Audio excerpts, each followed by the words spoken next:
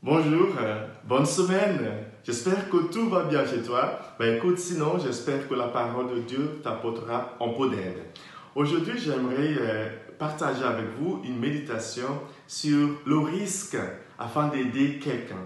Genre, prendre du risque afin d'aider ton frère ou ta sœur. Personnellement, je n'aime pas des risques. En général, je suis assez...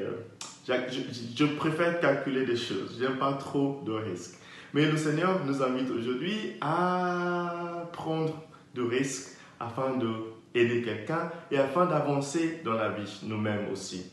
Nous avons trois exemples que j'aimerais nous montrer dans les textes d'aujourd'hui. La première lecture, le premier exemple tiré de la lettre de Saint Paul à une famille dans l'église de Corinthe, chez les Corinthiens. Dans cette famille, il y avait un jeune homme qui vivait maritalement avec la femme de son papa. C'est-à-dire, il avait une affaire... voilà. Comme il y a des enfants qui écoutent, c'était pas correct. Tout le monde le savait, les voisins le savaient, mais personne n'osait dire quoi que ce soit. Soit par respect de la famille, soit par peur de prendre le risque de devenir ennemi de cette famille assez connue. Et Paul, ce matin, avec amour, parce qu'il aimait cette famille, parce que ce sont ses amis, a osé mettre dans sa lettre à cette famille, qu'ils ont à la fin parmi les lettres aux Corinthiens, quelques mots pour ce jeune homme, pour lui dire non, tu ne peux pas faire ça, tu ne peux pas t'engager dans cette inconduite-là, avoir une relation maritale avec la femme de ton père, et non, ça c'est non. Paul a pris un risque. Évidemment, il aurait pu perdre son amitié avec cette famille. Je pense, moi, que la preuve que ce message a été bien reçu, c'est que la lettre a été préservée et aujourd'hui, nous l'avons comme une partie de la Bible. Vous voyez, parfois, c'est difficile, très difficile de dire à un ami, je pense que tu ne fais pas assez de sport, je pense que tu manges mal, je pense que tu as des idéologies mauvaises, je pense que... Voilà, c'est difficile de dire ça à un ami, à un frère ou une sœur.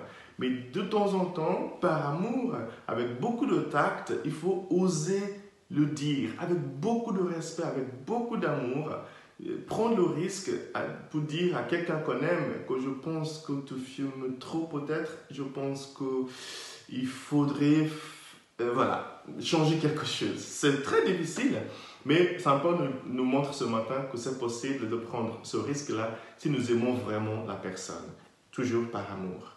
Jamais dans le jugement. La deuxième chose que j'aimerais souligner ce matin, c'est dans l'évangile. Jésus, lui, il était dans la synagogue un jour de sabbat et c'était interdit de faire quoi que ce soit le jour de sabbat. Et là, il y avait un homme qui était malade avec une main paralysée. Et Jésus a pris un risque parce qu'il savait que s'il faisait quelque chose, tout le monde, surtout les chefs du lieu, allaient être contre lui. Mais Jésus a pris le risque de guérir le monsieur. Mais ce qu'il a fait, c'est qu'il a commencé en posant la question, est-ce que c'est mieux de faire le bien le jour de sabbat ou de faire le mal le jour de sabbat? Ils ont dit, il faut faire le bien le jour de sabbat. Et Jésus leur a dit, donc ok, je vais guérir ce monsieur. Donc il a dit au monsieur, sortez, venez devant nous tous. Et deuxièmement, il lui a dit, étends ta main, et la main desséchée était guérie. Jésus a pris un gros risque parce que lui aussi, il était un rabbi. Il faisait partie, des leaders d'Israël. Donc là, il est allé à l'encontre de ce qui a été politiquement, culturellement correct. Parfois, il faut oser aller à l'encontre de ce qui est politiquement correct. Pour terminer, Jésus a demandé à ce jeune homme de prendre un risque, de se mettre devant tout le monde. Parfois, des personnes en situation de handicap, parfois des gens qui ont des situations, entre guillemets, honteuses, se cachent.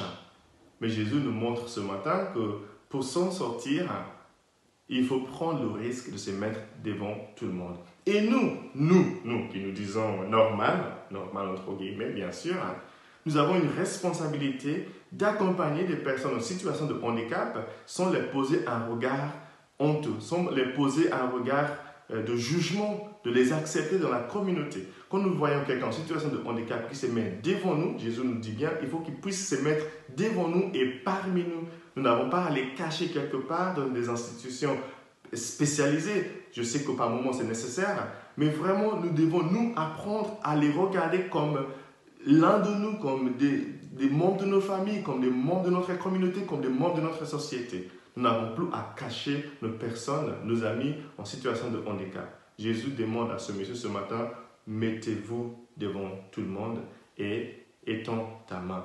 Étends ta main. Et moi, je m'adresse pas là aussi aux personnes en situation de handicap.